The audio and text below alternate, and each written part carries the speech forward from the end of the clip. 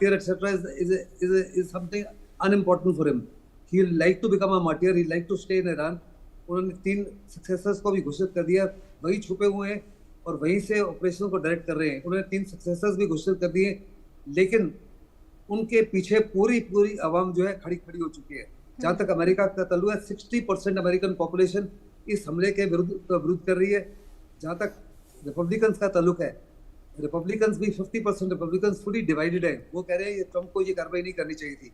फिर ट्रंप ने जो कार्रवाई की है एग्जीक्यूटिव ऑर्डर के माध्यम से किया है। अमेरिकन कॉन्स्टिट्यूशन से इजाजत नहीं देती to take America to war without congressional approval. उसने कांग्रेशनल अप्रूवल भी नहीं दी, और उसको जितने भी उसके अनुमान थे कि बड़े पैमाने पर भी शांति स्थित होगी, वो गलत है। सेकेंड वर्ल्ड वॉर के बाद एक भी कोई ऐसा युद्ध नहीं है जहां अमेरिका जीता है। वियतनाम में अमेरिका गया, हरा।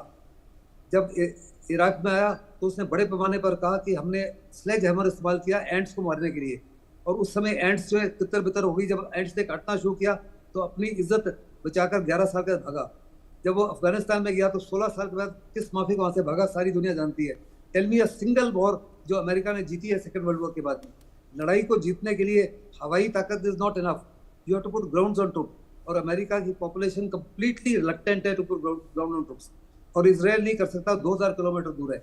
अमेरिका ने ऑफकोर्स एयर बेसेस और पोर्ट फैसिलिटीज मांगी है पाकिस्तान से कि अगर उनको ग्राउंड इन्वेजन करना पड़े और उनका फिसाइल मटेरियल को हटाकर कब्जा करके पाकिस्तान में छुपाना रखना पड़े तो पाकिस्तान मदद करे। मुझे नहीं लगता इसमें भी किसी प्रकार की उनकी सफलता होगी।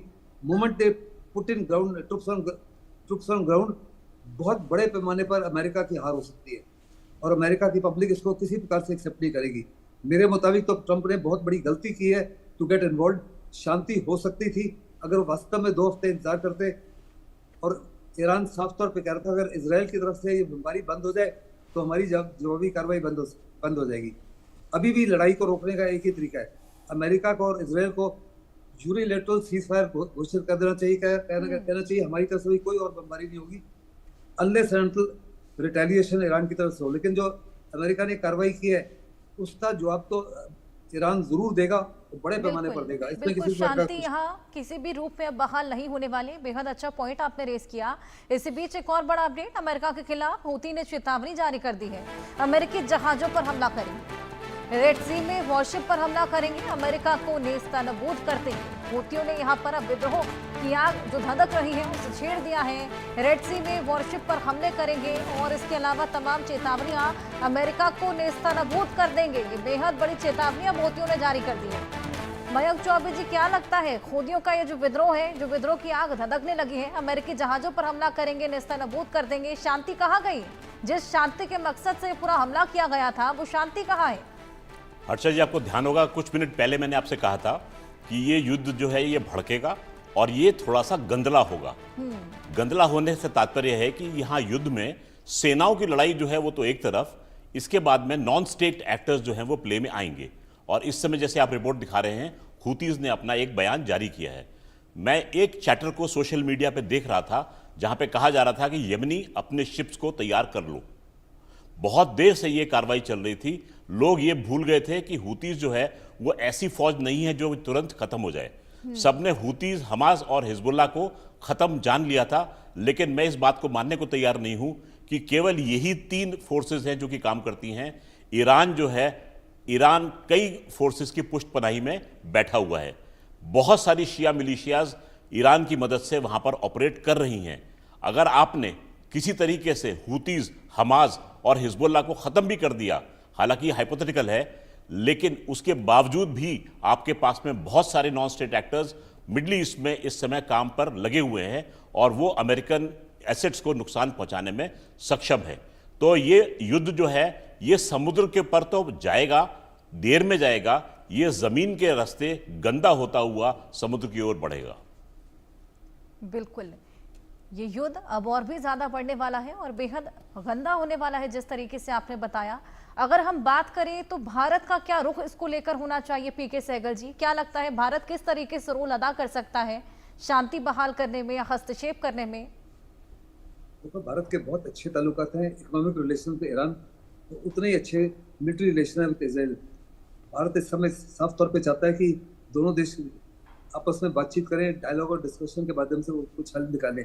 लेकिन इस समय भारत की आवाज को सुनने के लिए ना तो इसराइल तैयार है ना ईरान तैयार है, और वास्तव में इस समय भारत का रोल ऑलमोस्ट नील के बराबर है, क्योंकि unless and until either of the parties are willing to listen to you, आप कुछ नहीं कर सकते। सो भारत का रुख एक ही होना चाहिए कि हमारा रुख यही होना चाहिए कि वी आर न्यूट्रल।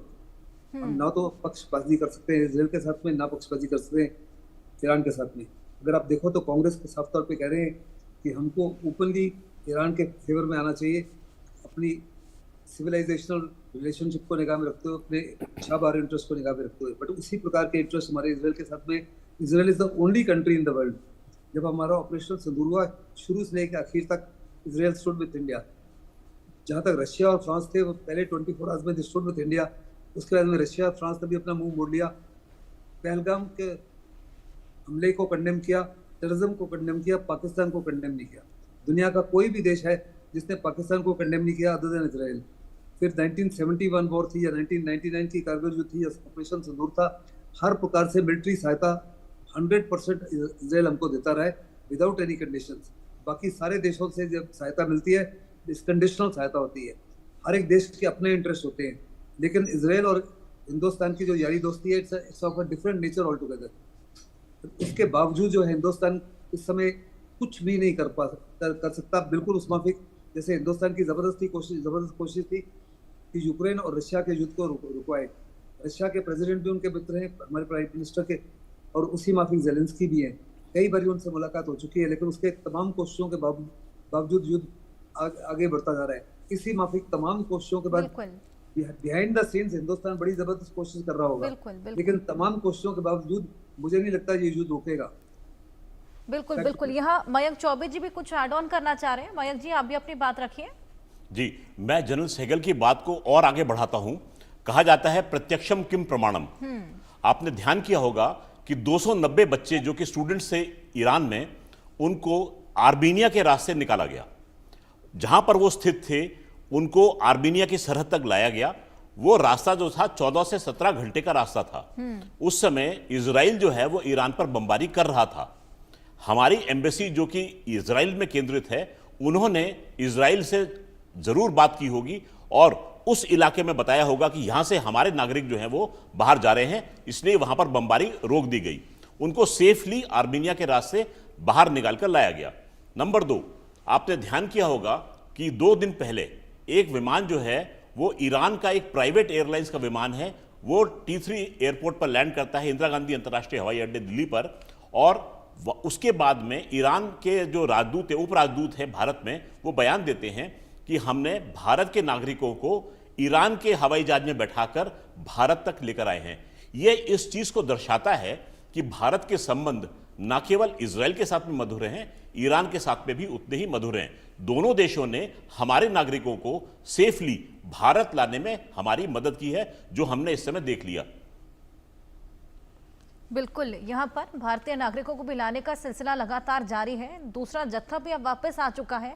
ऐसे में कहीं ना कहीं इंटरनल सपोर्ट भी बेहद ज्यादा मिला। इसी बीच एक और बड़ा अपडेट, ईरान ने यूएन आपात बैठक बुलाने की मांग की है। यूएन सुरक्षा परिषद, जिससे बैठक के लिए यहाँ पर लगातार मांग की जा रही है, इमरजेंसी बैठक बुलाने की मांग।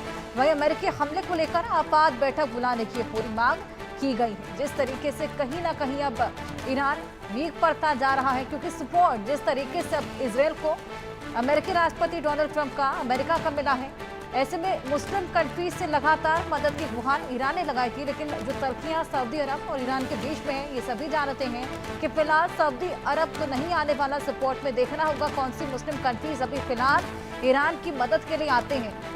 मयंक चौबे जी, क्या लगता है कौन सी मुस्लिम कंट्रीज, इस्लामिक कंट्रीज आएंगी ईरान की मदद के लिए? क्योंकि देखिए, यूनिलैटरल युद्ध बनाने की तमाम बेशक कवायदे की भी जाए, लेकिन वो बन तो नहीं पाएगा, ये हम सभी जानते हैं कि ट्रंप अब पीछे तो नहीं हटने वाले। देखिए, इस समय जो आप बात कर रहे हैं कौन से मुस्लिम कंट्रीज बाहर आएंगे, तो सब लोग बात करते हैं भाईचारे की, लेकिन युद्ध ऐसा चल रहा है कि कोई भी भाई इस समय चारा बनने को तैयार नहीं है। सब लोग लिप सर्विस करेंगे, मुंह जवानी उसके पक्ष की बात रखेंगे, चाहे वो तुर्की हो, चाहे वो अजरबैजान हो। पाकिस्तान को तो आप छोड़ ही दीजिए, पाकिस्तान ने प्रत्यक्ष दिखा दिया है कि वो जो है वो मुस्लिम उम्मा से कहीं अलग ही चल रहा है। वो अपने हित साध रहा है और अमेरिका की गोद में जाके बैठ चुका है। उनके जो फील्ड मार्शल आसिम मुनीर हैं वो गए हैं, उन्होंने वहाँ पर एक प्रीति भोज में पार्ट लिया है और जाके ट्रंप साहब की बहुत बढ़ाई की है, उनको नोबेल प्राइज़ के लिए भी उन्होंने नॉमिनेट कर दिया है। तो नेचुरली उसमें उनके अपने हित शामिल हैं। देश के हित तो खैर पाकिस्तान का कोई भी जनरल सोच नहीं सकता। तो इस समय मुझे कोई ऐसा देश दिखाई नहीं दे रहा है जो कि खासतौर से मुस्लिम मुल्क जो कि ईरान के साथ खड़ा रहेगा। हाँ, चीन ने इस बीच में ईरान की मदद करने की कोशिश जरूर की थी। चीन के मालवाहक जहाज, रडार और वायु सुरक्षा प्रणाली लेकर वहां पर उतरे थे। तुर्कमेनिस्तान के ऊपर उड़ते हुए उन्होंने अपने ट्रांसपॉन्डर्स बंद किए थे। बिल्कुल, माफी के साथ रोकना चाहूंगी। एक और बड़ा अपडेट, इजराइल पर खैबर मिसाइल से हमला किया गया। इजराइल पर खैबर मिसाइल से ये अटैक, ईरान ने खैबर मिसाइल हमले का वीडियो भी जारी कर दिया है। वीडियो लगातार हमने दर्शकों को दिखाया भी किस तरीके से खैबर मिसाइल का इस्तेमाल करते हुए प्रहार करने की तमाम कोशिशें अब ईरान कर रहा है। हालांकि जो प्रहार अमेरिका ने फिलहाल ईरान पर किया है, जो 3 न्यूक्लियर साइट्स को ध्वस्त किया है, जिसके बाद से अब ईरान में बौखलाहट है, जिसके बाद से लगातार रिटेलिएशन का सिलसिला और यही खैबर मिसाइलें जिनसे हमला कर यहाँ पर लगातार वीडियो भी जारी कर अपना दमखम दिखाने की ये तमाम कोशिशें करता ईरान